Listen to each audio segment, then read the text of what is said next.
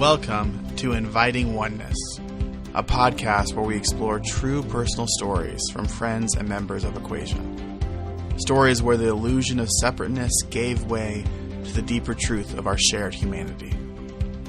Oneness isn't an idea, it's an experience. And today we continue listening for it, one story at a time. Our guest today is Soumya Paul. Soumya is a real estate professional, and she serves as the cultural chair at the Hindu Society of Greater Cincinnati. Soumya is also a new board member at EquaSion. Here's Soumya. Hello, everyone. Thank you for giving me an opportunity to be here today to talk about oneness. And today, what I want to share is a journey, one that has helped me to find a way back to myself through the rhythm of dance, the power of prayer, and the strength of community we create together. So today I want to reflect on three things, very powerful ideas: home, heart, and community. These three ideas transcend belief systems and speak to something deeply human in all of us. So let's start with the first topic, home.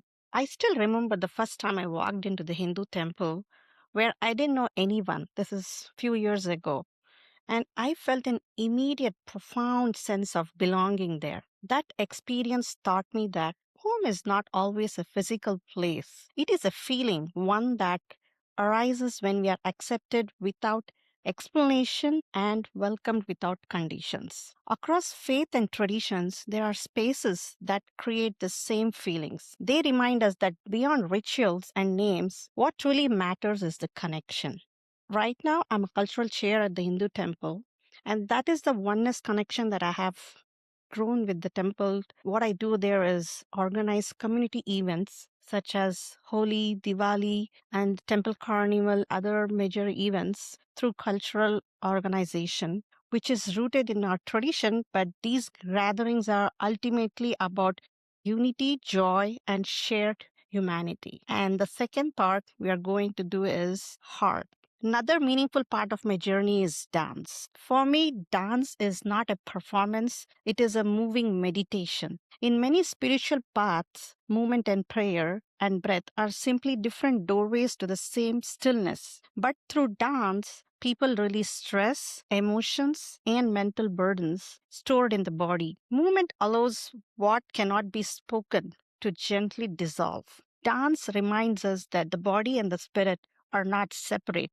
When the body moves with the intention, the mind softens and the heart opens. When we merge while doing dance, it's all about there is no dancer, but only the dance. So that part is where I feel oneness is what we need.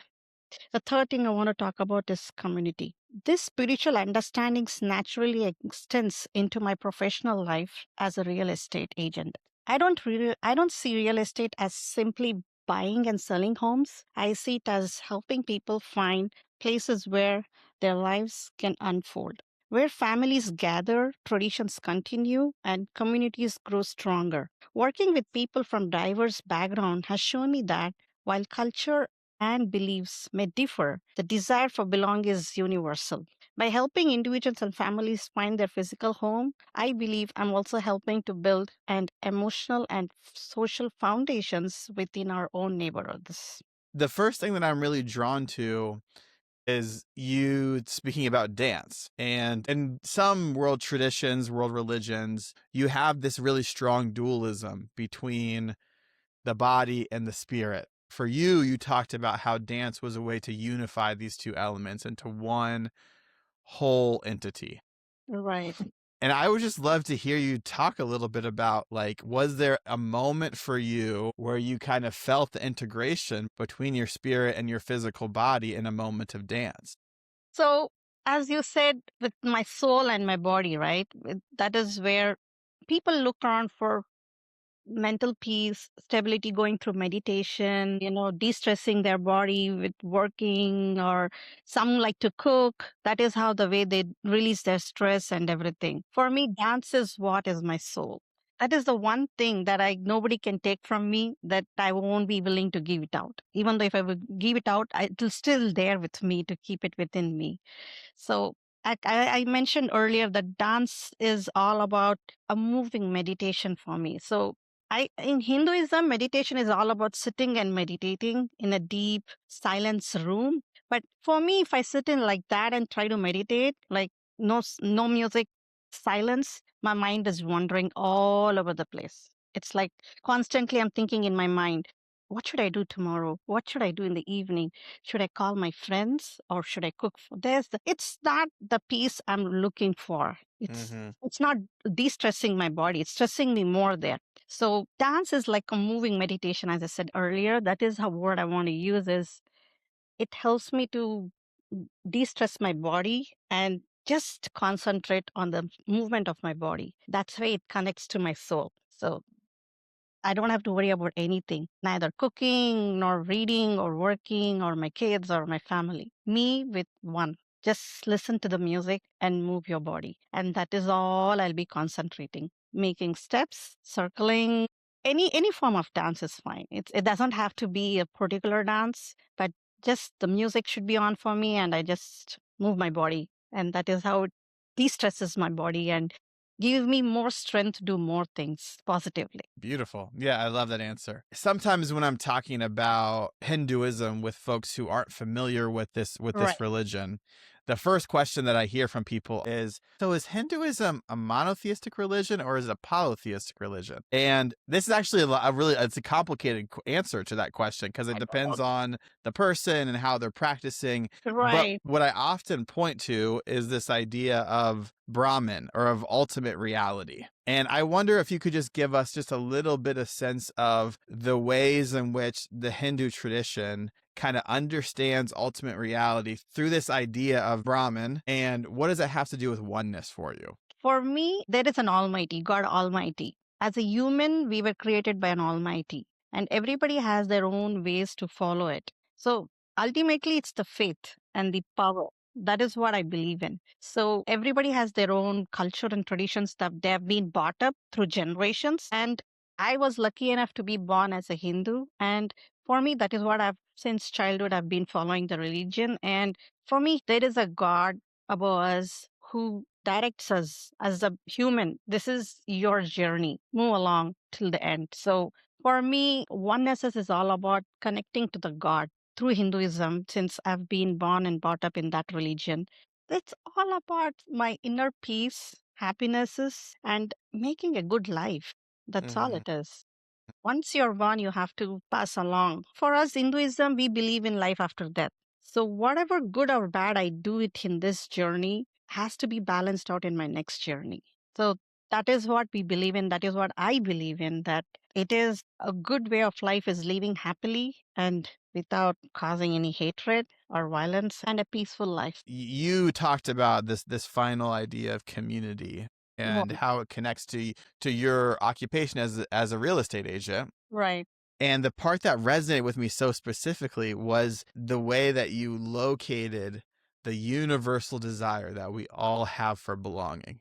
Right. I think when you talk about the idea of oneness amongst humanity, Right. that shared desire for belonging is a way, in this sort of meta sense, to actually tap into how we're all one. Right. And so, what I would love to hear you talk about is if there was a moment for you as a real estate agent where you were able to give somebody a physical sense of belonging by helping them find a home that also provided for you a sense of belonging as you ushered them in to this new place. Yeah, definitely. There was this Indian old couple who moved in here from India because their kids are settled here and they wanted to have their own place since they don't want to be dependent on their kids. So they wanted to have their own home since they were from India and they had their own life there, but everything has to be moved here since their kids are settled here. So I did help them to find that place that they were looking for. And even though there was a lot of issues with it, like language being the main thing, they wouldn't understand English. So I was able to communicate with the others, like with the lender and other realtors to help them fix and get them the home that they were looking for. That was their place of belonging. That's what they were looking for, a place to belong. So I was able to help them, especially when they were trying to talk to them in English. the other person was not able to understand. And I pitched in and I helped them with. And that they were so thankful for. That touched my heart. I'm like, yes, there was a reason for me to be a realtor here because, as I said earlier, there is a lot of diverse backgrounds here in this world. And they ultimately matters to us is belonging. And I was able to help them to achieve that.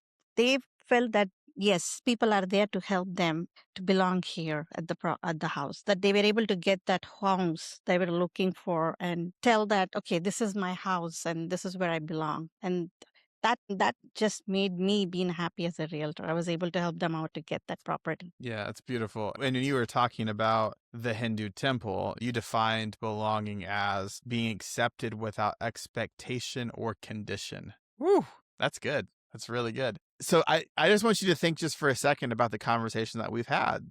And as you're thinking about it, what is the one invitation that you hope people who are listening to us will take away from this conversation? At the end of the day, again, it's all about if I connect home, heart, and community together. Home is where the heart feels safe, and community is where differences are honored, even though they are diversified. And the connection is what reminds us that we are all part of something larger, not smaller. And I just want to conclude that no matter what path we walk, we are all moving towards the same truth, that we all belong together.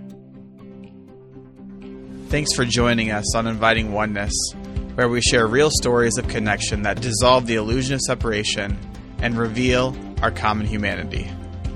To learn more about our work at EquaSion or to share your own story of oneness, visit us at EquaSion.org.